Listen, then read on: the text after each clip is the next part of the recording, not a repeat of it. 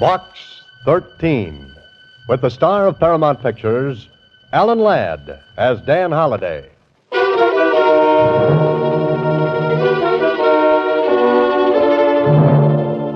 Box 13.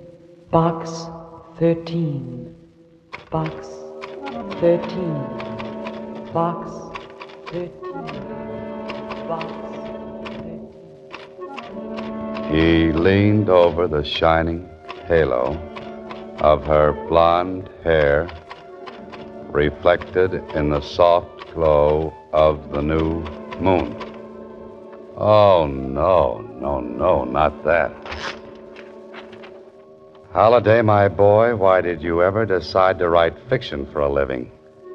You know, you could have gone into something interesting, like being a truck driver, with the open road in front of you and a motorcycle cop in back. Hey, Susie, where you been? Don't you remember, Mr. Holliday? I went down to Star Times office. Oh, so you did. Tell me, what's new in Box 13? Box 13, starring Alan Ladd as Dan Holliday.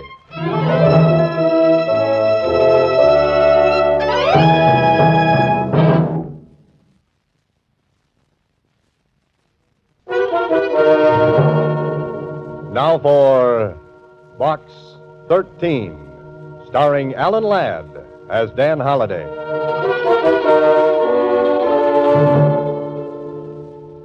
Well, what now, Mr. Holliday? What's new in Box 13? Yesterday, a man wanted to sell me a horse for $1,000 and a ranch to go around the horse for 25 times that much. The day before, my ad for adventure brought me a reply from a golf professional who simply wanted to drive golf balls off the tip of my nose. Mr. Holliday, Was that Susie? I said that when a nice young man like you runs an ad, he should get a whole box full of answers. Oh, well, thank you, Susie. He should get bushel baskets full. Well, thanks again. The place should be loaded with letters. All right. Now, what did I get? One postcard. And from a kid at that. A kid? You mean a child? Sure, Here, let me see it. A postcard from a youngster. It's probably a gag. Some small girl selling 10-cent packages of flower seeds for 50 cents. Sell 5,000 packages, and she gets absolutely free a St. Bernard dog. Well, let's see what really is on this postcard. I wrote to you, care of Box 13, because I thought you wanted it that way. I gotta see you right away on a very important matter. I am still doing business at the old stand. Signed, Johnny Moran. Johnny Moran? Why, he's a little boy who sells newspapers on the corner. Hey, Susie, get Johnny Moran up here right away. Oh, I can't do that, Mr. Holliday. Why can't you do it? Because he's here already. Hello, Mr. Holliday. Oh, Johnny, how are you, my boy? Why didn't you just come up and see me instead of writing a postcard first? Well, I like to do things sort of businesslike. Besides, it was fun to answer an ad for Adventure Wanted. Would you really do anything, Mr. Holliday? Sit down, Johnny, and tell me what your trouble is.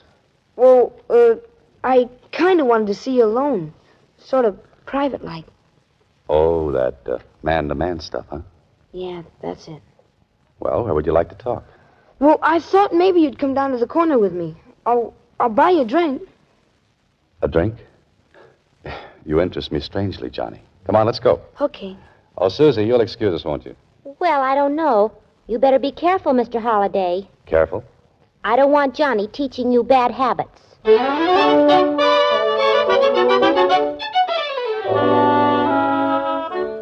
Johnny Moran is a very nice boy. Can't be more than 12, but he certainly seems to know his way around. Yes, Holliday, if you were ordering a small boy, this is just the model you would choose. But this drinking business... I'm worried about you, Mr. Holliday. You sure that lemon Coke is enough? Lemon Cokes are always enough for me, Johnny. Especially when I spike them with an ice cube. Say, how's your banana split? Well, this one's got a little too much chocolate. I like the last one better. Better finish it, my boy. You want to talk business, remember? Oh, yeah. Well, I thought you might have read about it in the newspapers. Of course, you could have missed it. It was way back on page 5. What was on page 5? Oh, here. I got a clipping of the story. Read it.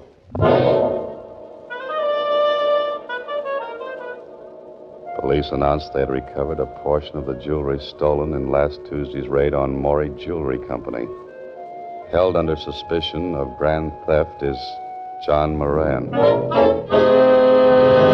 John Moran? Johnny, that's your father. Yes, and he didn't do it, Mr. Holliday. I know he didn't. Just a second. A part of the loot was found in Moran's apartment. I don't care what they put in the newspapers, Mr. Holliday. He didn't do it. That's why I came to see you. What about your mother, Johnny? Oh, she died when I was a baby. Pop and I lived together. But he didn't do it, Mr. Holliday. Only they won't believe me. Oh, you've been down to the police? Sure, I went there right away. I even offered them my $18 for bail. You know what? What? The old DA just patted me on the head and told me to go home. But I'll bet you could go down and talk to that district attorney and make him let my father out. You can do anything. Well, not quite anything, Johnny. Yeah, but this would be easy for a guy like you. Besides, you're not afraid of anything. Not even a policeman. Well, that's very flattering, Johnny, but I don't know what I can do. Oh, you'll think of something, Mr. Holliday. You're a writer. You're smart. Oh, but listen, my boy, I'll bet you get my father out of jail in time for dinner.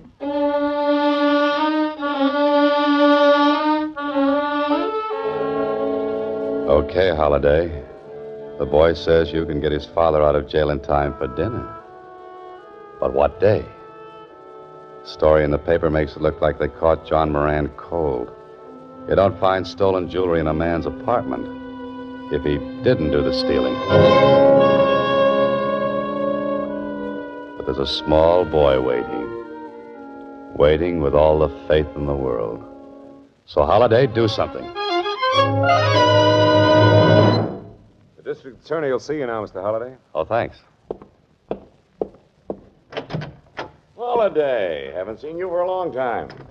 Yeah, I know. I've been pretty busy. Huh, busy, huh? Well, then what brings a promising young author down to City Hall? Because he's a promising young author who made a promise. And I hope he didn't make a mistake. Hey, what in the world are you talking about? About a man named John Moran. You've got him locked up in your nice new jail. Yes, and from what we've got on him, he's going to stay there for a while. His son thinks Moran is innocent, Clark. Yeah. I feel sorry for that boy. He came down and talked to me, but what could I do for him? You've got the goods on Moran, then? Absolutely. The police found some of the stolen stuff in his apartment. Well, what's Moran's story? A woman who works in the same building with Moran asked him to stop in at the jewelry store and pick up her watch. While he was there, this stick-up artist walked in and held up the place. And that makes Moran guilty? Don't be in a hurry. The stick-up artist used him as a shield when he beat it. Moran claims the man forced him to drive the getaway car out into the country. Well, that still doesn't make him guilty. I think you've got the wrong person. This is where Moran's story went wrong. He walked into police headquarters and told it, but it sounded too good to be true. They detained him while a detective went over and searched his apartment. Oh? The detective found part of the loot. Moran couldn't explain where it came from. Well, to our office, it looks like he pulled a clever gag. We think he's in with the holdup men. What about the woman, the one who sent Moran after the watch? Grace Willard? We don't have a thing on her. She's in the clear. I see. So, Holiday, you better forget about playing Don Quixote. Day of fighting windmills is over. Go home. Forget about Johnny Moran. Sure, Holiday. Just forget all about John Moran. Write Finita the story and take it out of the typewriter. But how are you going to write the dialogue for a man who has to tell a small boy that his father hasn't got a chance? And describe the look in that boy's eyes. I don't care what that old district attorney said. My father isn't a crook. And your father should have been able to explain the stolen jewelry they found at your place. I'll bet he could, too. They just wouldn't listen to him. Oh, now, Johnny, if your father's innocent, they'll let him go. So you won't help me either. But I'm trying, my boy. What else can I do? Nothing, I guess. See you later, Mr. Holliday. Oh, Johnny, listen to me. I'm kind of busy right now. I gotta earn a lot of dough, I guess. Johnny. Because lawyers come pretty expensive, I heard. Oh, look, kid. You better go home, Mr. Holliday. I should have handled it personally in the first place.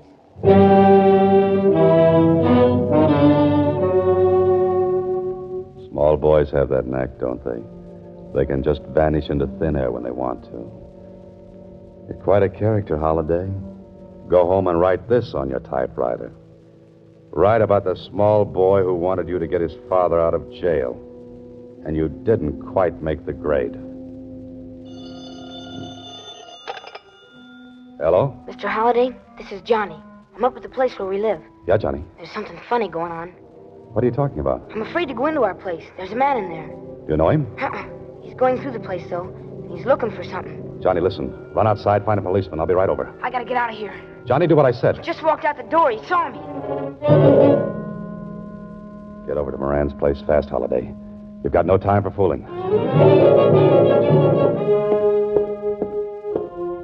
He's not outside.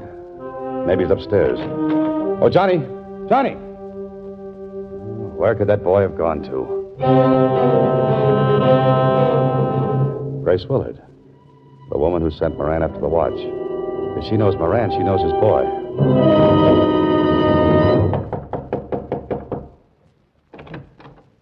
Yes? Oh, Miss Willard? Yes. Well, I'm Dan Holliday. Would you know where little Johnny Moran is? Come in. Now, what's this about Johnny? Well, he phoned me a few minutes ago from his place. There was a man going through it. He saw Johnny making the call. Johnny's disappeared. Yes. You phoned the police? Do you think he's been hurt? Well, the police knew nothing about it. I don't know what happened to the boy. That's why I came over here. I figured that if you knew his father, you knew Johnny, you know. Poor Mr. Moran. I feel so badly about him. You know, if I hadn't asked him to get my watch, this never would have happened. But that doesn't make it your fault, Miss Willard. Oh, I feel terrible about it just the same. And now, Johnny disappearing. He hasn't been here at all? No. Let me think of it. Oh, by the way, I was just having some coffee. Would you care to join me? Grace Willard is a very nice person. Really worried about the boy. Perhaps she'll come back with an idea. Here's your coffee, Mr. Holliday. Now we'll talk. Well, thanks. Did Johnny recognize the man? No, he didn't have time to say. Well, perhaps he found a policeman on the street. He might have gone back to the house. Well, maybe I ought to call back. Johnny's a cute little fellow. Johnny has a father who's in jail. Johnny's quite concerned about his father and would like to set him free. Grace Willard is stalling Holiday. Waiting for something. I don't know if Johnny will get his wish or not. You see, his father looks very guilty to the police. Holiday, you idiot. That coffee was doped. The oldest gag in the world, and you swallowed it. You look sleepy, Mr. Holliday. Are you feeling all right? She looks like a reflection in one of those amusement park mirrors. She's long and skinny. No, she's short and fat. Holiday, get up on your feet. How do you feel, Mr. Holliday? Are you all right? Answer me. Get on your feet, I said. Walk, Holiday. Walk. Walk this thing off before it's too late. You look very tired, Mr. Holliday. Let me get you a pillow. Come on, Holiday. One big How do you effort. feel, Mr. Holliday? I can't make it. You are listening to Box 13, starring Alan Ladd as Dan Holliday.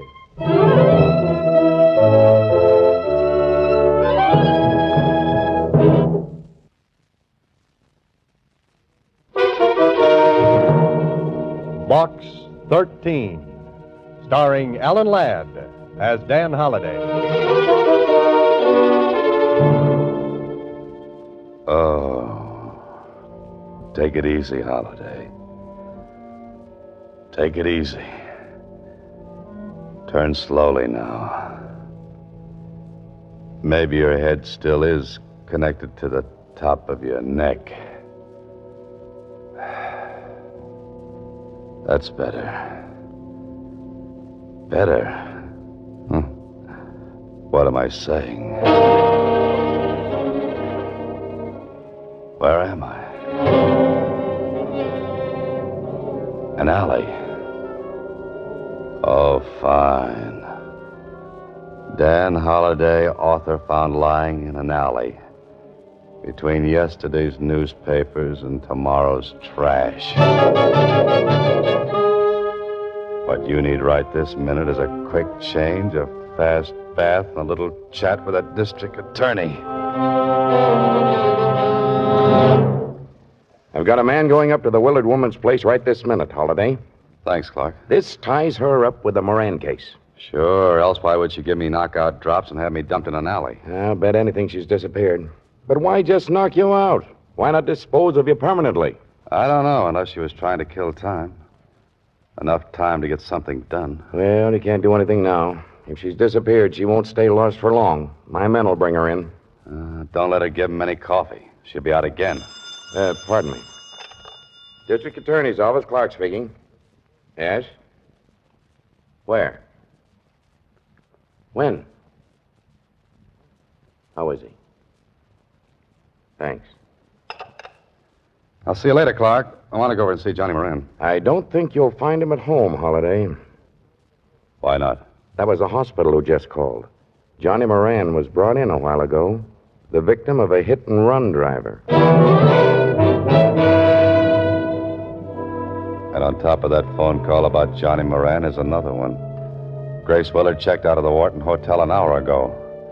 So, Mr. Holliday, they got you out of the way long enough to get to little Johnny. A small boy in a hospital. Me with an aching head and an aching feeling that something is very, very wrong. I think this is it, room 809. Johnny? Hello, Mr. Holliday.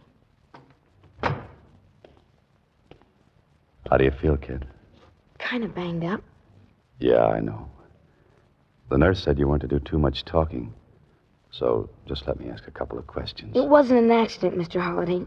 He did it on purpose. You sure about that, Johnny? Yeah. I was walking down a side street. He had to swing way over to the wrong side to hit me. Johnny, did he look like the same man who was in your place? I didn't get a good look at him. He was bent down way behind the wheel. Well, could you give me just a hint? Was he tall, short, thin, fat? All I know is Yes? Johnny? Johnny?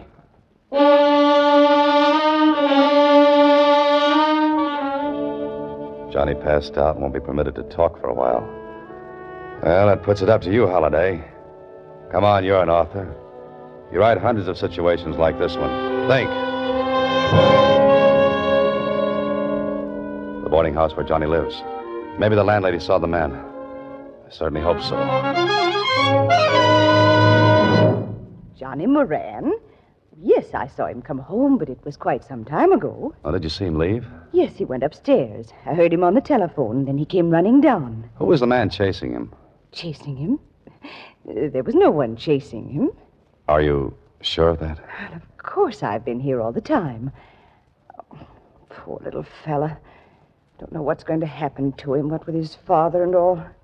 This doesn't make sense. I beg your pardon? Oh, nothing. You see, Johnny called me, told me there was a strange man in his place. The man saw him, he hung up the phone and disappeared. But I saw no man. Are you sure? Only Joe Coakley, but he's one of my roomers. That is, he was. Was? When did he move? Today, just after Johnny left. Was he upstairs while Johnny was there? Why, yes. Yes, he was. Was he a friend of John Moran's? Oh, no, he never spoke to anyone. Stayed in his room all day and went out at night. Oh, one of those night flyers, huh? Could I see the room he occupied? This is Coakley's room, but it's empty.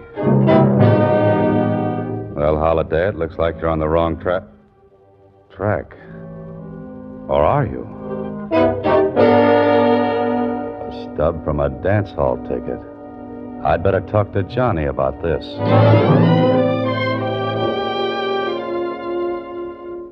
Johnny, the man who came out of your room, was he about my height? Did he have grayish hair? Did he wear a brown suit? Yeah, that's the man, Mr. Holliday. How come you never saw him before? He lived right across the hall from you. That guy? He only went out at night after I was in bed. Oh? I'll see you later, Johnny. Hey, where you going? Tonight I'm going dancing.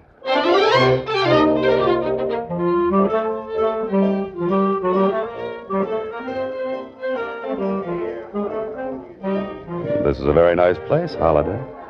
Admission 60 cents, which includes an evening of dancing. And from the looks of the customers, they're trying to get their money's worth. Like to dance, fella? Who, me? You ain't not twins, are you? No, I'm sorry. I'm afraid I'm a very bad dancer. Oh, you let me be the judge of that. Come on, kid. You look good to me. Oh, wait a second. Say, isn't that Joe Coakley over there? Oh, you know Joe? Yeah, and the girl with him. That's his girlfriend, Grace Willard. Oh, thanks. I'll see you later. Hey, where you going? This is it, Holiday. Only what are you going to do? They're leaving, and if you stop to make a phone call, you'll lose them. And I wouldn't like to lose that man. He's the one who hits small boys with big automobiles. They're going into that apartment house. This begins to look like the final chapter. Now to make a fast telephone call to an old friend, then better to get to the payoff.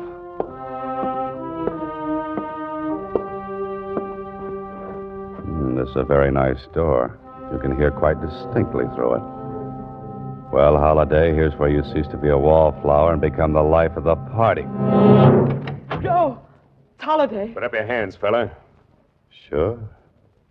Sure. Close that door, Grace. Well, here we are. Aren't we? I knew he'd find us, Joe.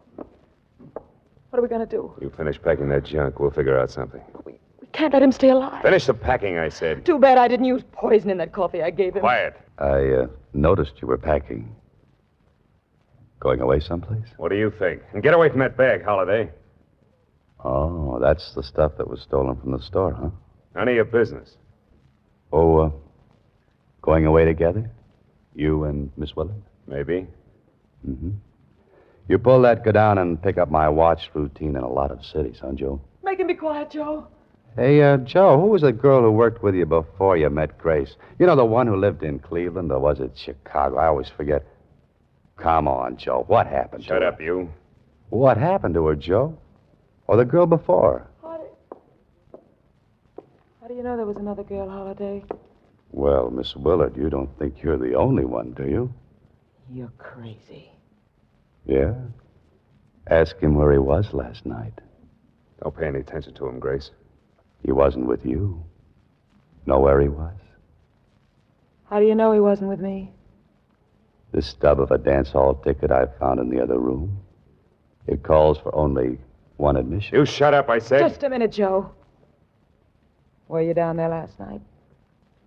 Were you dancing with that blonde again? Suppose I was. So what? You've got a lot of nerve.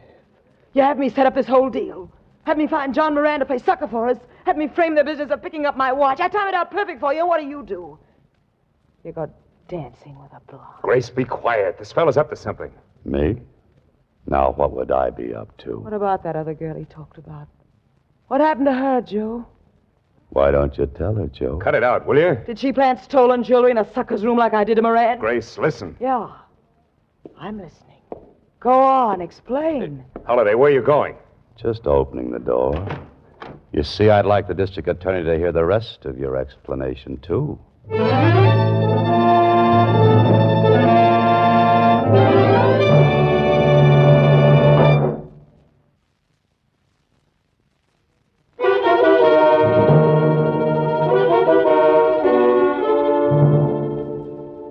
Well, this is the last chapter to a story I was afraid might have an unhappy ending.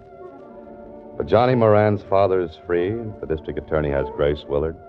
Joe Coakley and the stolen jewelry, and Johnny? Johnny is out of the hospital. Mr. Holliday, What did you say, Johnny? I said you might have been killed going up to the apartment like that. No, I was safe for the DA just outside the door. Gosh, and you figured it all out by yourself. No, you helped, too, when you telephoned me. And I hate to mention this, kid, but did you bring the $18 with you? Sure I did. I pay off, you know. Here. Oh, thanks, kid. I was just a little worried. I was going to pay before Mr. Holliday, but I didn't think he needed money that bad. I needed it to put with this check. Here. There was a $500 reward for recovering the jewelry, and it's going to a bank account for you. $500? Gee, gosh, I guess I'm rich. Johnny, what are you going to do with all that money? Well, the first thing I'm going to do is take you out and buy you a drink. How about an Idiot's Delight? A what? Idiot's Delight. It's got a pint of ice cream, 3 bananas, some oranges, and 7 flavors. Well, Johnny, I don't know. Mr. Holliday, I just heard that Johnny got out of the house. Oh, there you are, Johnny. How do you I feel? feel swell, Susie. I just invited Mr. Holliday out to have a drink. He can't go out, Johnny. He's got some very important work to do. Well, gee whiz. Thanks a lot, Susie. Thanks. What are you thanking me for? You don't know it, but you've just saved me from a horrible fate. Next week, same time, Alan Ladd stars as Dan Holliday in Box 13.